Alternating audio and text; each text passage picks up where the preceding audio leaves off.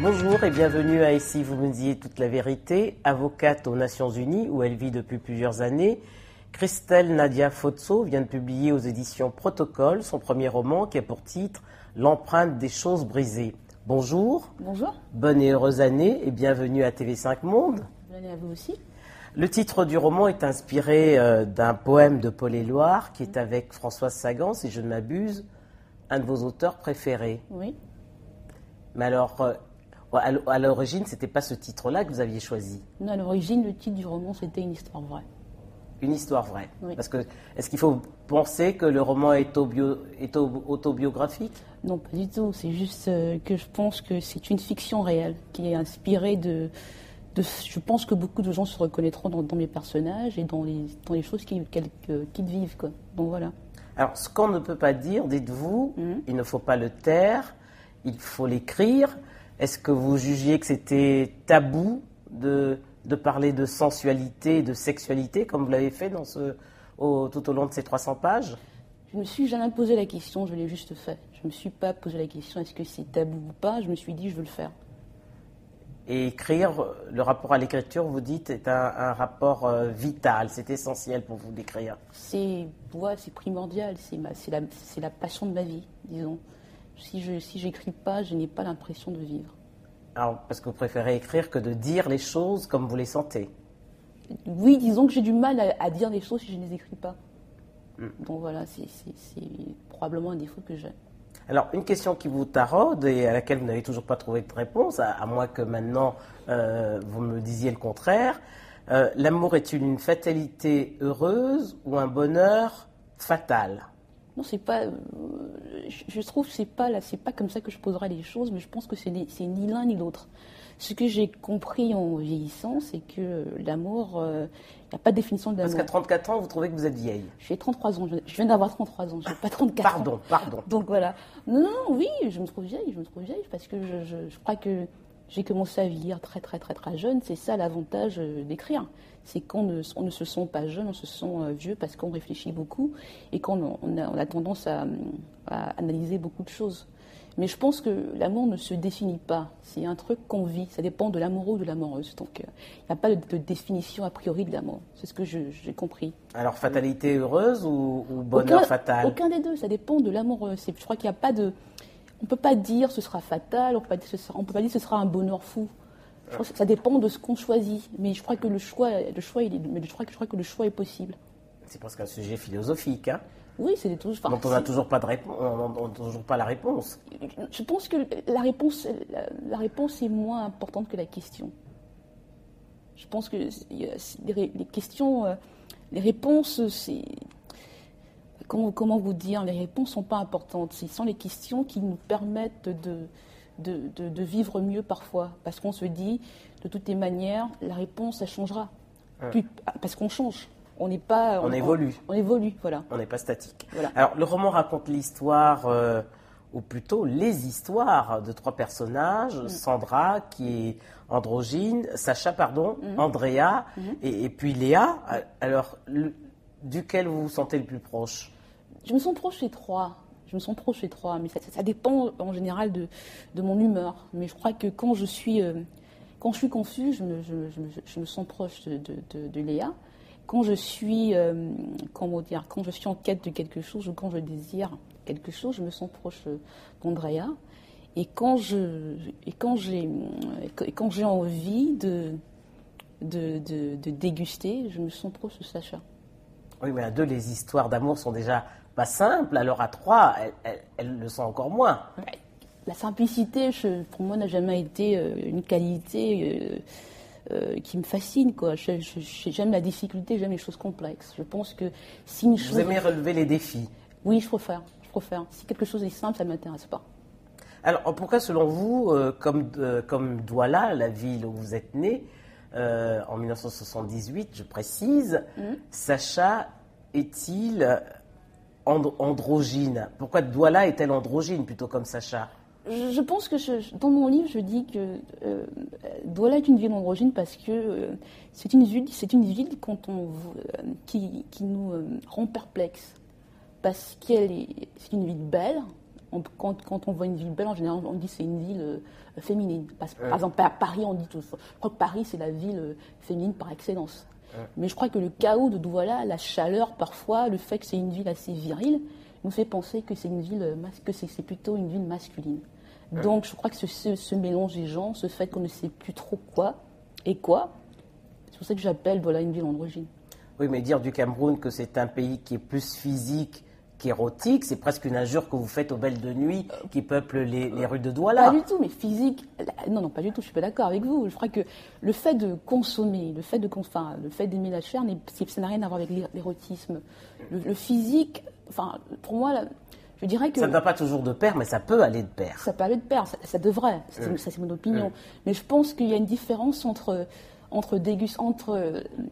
manger la gastronomie, si vous voulez. L'érotisme, c'est la gastronomie. Ce que j'essaye de dire, c'est qu'en général, au Cameroun et dans d'autres pays, on se contente plutôt de manger. On ne réfléchit pas trop à la chose. On ne déguste pas. On ne déguste pas parce qu'on se dit, comme les religieuses autrefois, le sexe, c'est pour la procréation, non pour la récréation. Donc voilà.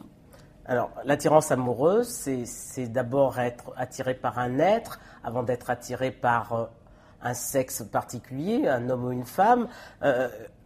Alors que pour vous, quand vous apprenez que l'homosexualité dans plusieurs pays d'Afrique, et notamment le vôtre, le Cameroun, est considérée comme un délit, vous êtes choqué. Je ne suis pas choquée du tout. Je me dis c'est dans comment dirais-je, j'ai pas envie de dire c'est normal, mais c'est prévisible. Mais je ne crois pas en l'homosexualité, justement. Je crois que je le dis, je l'ai souvent dit, mais je crois que c'est barbare de définir les gens par ce qu'ils font dans le privé ou par qui ils choisissent d'aimer ou de ne pas aimer ou de coucher ou de ne pas coucher. Ça me semble, je ne sais pas, anti-intellectuel. Là, pour vous, liberté totale. Non, on est libre de choisir son ou ses partenaires. Je pense qu'on est libre de choisir. Peu importe le sexe. Non, je pense qu'on est libre de choisir, mais je pense que, comme Camus disait, le fait que tout soit permis ne veut pas dire que rien n'est interdit. Mais je pense que la liberté individuelle, pour moi, est primordiale. Mais je ne dirais pas que la liberté est comment dire, est absolue. Il n'y a pas d'absolu dans la vie. C'est impossible de le dire comme ça.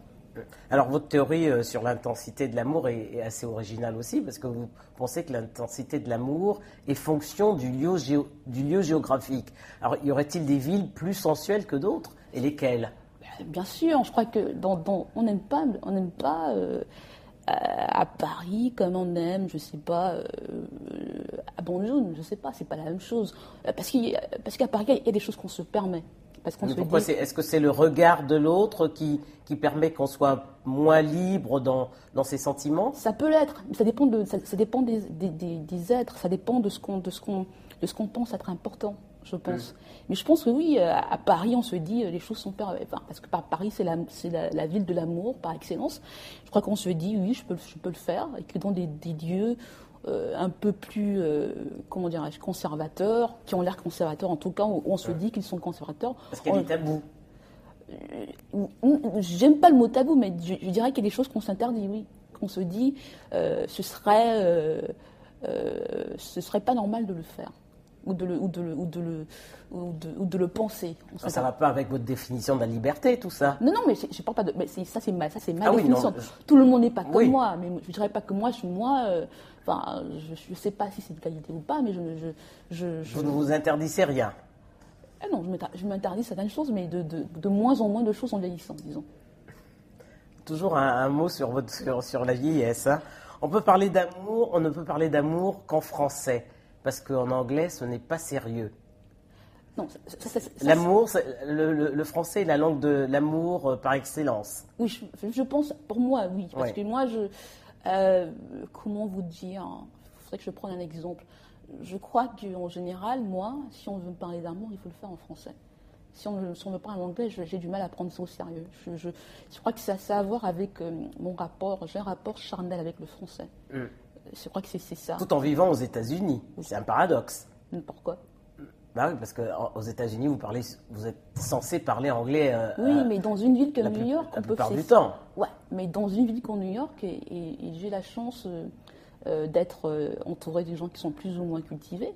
Apprendre le français, ça reste la langue de la sensualité, où on peut dire certaines choses qu'on ne peut pas dire en anglais. On peut exprimer des choses. Pourtant, certaines chansons d'amour ont été écrites, de belles chansons d'amour ont été écrites en anglais. Oui, mais c'est parce que l'anglais, c'est facile de le faire.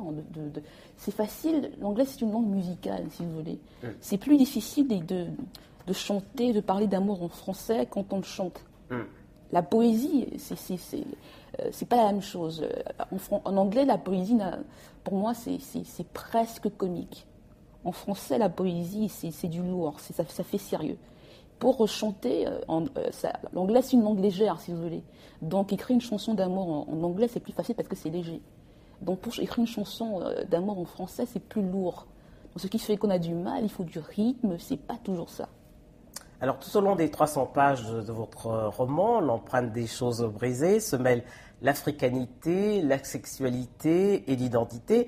Et dans le même temps, vous dites, ce n'est pas parce que je suis née au Cameroun et à Douala que je me sens africaine. Alors, vous êtes citoyenne du monde, d'abord. Non, j'aime pas le terme, parce que le terme, en général, pour moi, quand j'entends le terme citoyenne du monde, c'est pour dire vous êtes moins barbare qu'on pourrait le penser, ou vous êtes aussi civilisé que, je sais pas, ceux qui seraient nés à Paris. Non, c'est pas un compliment. C'est pas un compliment, c'est une expression que je trouve assez injurieuse. Réductrice et injurieuse. C'est très, voilà.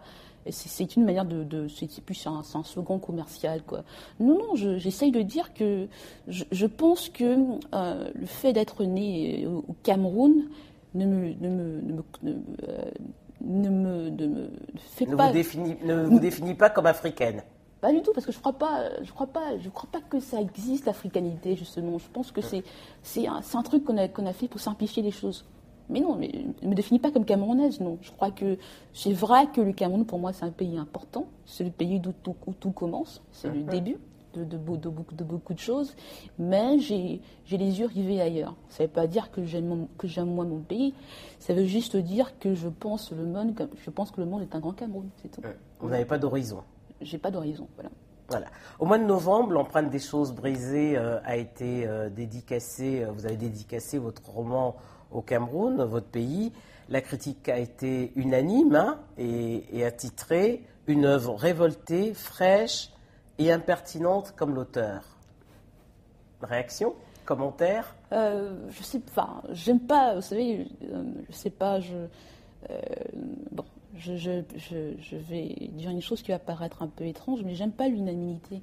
J'aimerais qu'on déteste un peu plus mon livre. Enfin, je le dis, mais c'est vrai. J'aimerais que les gens, aiment moins ce livre et puissent le critiquer avec autant. En même temps, s'ils le trouvent bien. Absolument.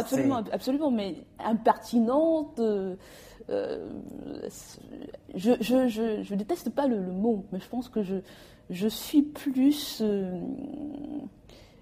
pertinente qu'impertinente. Alors, je voudrais juste revenir quelque temps sur justement on a parlé de l'africanité, mais revenir un peu sur la sexualité, votre rapport avec la sexualité en dehors de Sacha, d'Andrea et de Léa. Est-ce que pour vous, c'est la norme de la sexualité, leur manière de la vivre? Non, il n'y a pas de norme, c'est ce que j'essaye de dire. C'est tellement ridicule d'essayer de tout le temps de voir les choses en tant que normales ou anormales. Il n'y a pas de norme, c'est un peu sacraliser les choses et aussi de les diviniser. Ce que je trouve tellement... Vous refusez à cela? Je me refuse à cela, mais ce n'est que mon point de vue, encore une fois. Moi, je pense que quand on réfléchit et quand on vit les choses, on se dit non, il n'y a pas de... comment dire, il n'y a rien de plus... comment dirais-je, c'est tellement... C'est légitime. Oui, absolument, c'est légitime. Il y a pas de... On ne peut pas dire à quelqu'un il faut être comme ça ou il ne faut pas être comme ça. Et l'identité, alors pour vous, comment vous définirez votre identité ou celle de vos personnages dans le roman? C'est deux choses totalement différentes. Mes personnages, ils sont eux, moi je suis moi. J'ai pas de définition parce que je change tout le temps. Je crois que je suis pas la même qu'il y a 2 ans, je suis pas la même qu'en novembre déjà. J'allais dire que je reviens toujours mais je vieillis. J'aime bien, non, j'aime bien, tout le monde passe par là. Oui, mais non, mais j'aime bien déjà.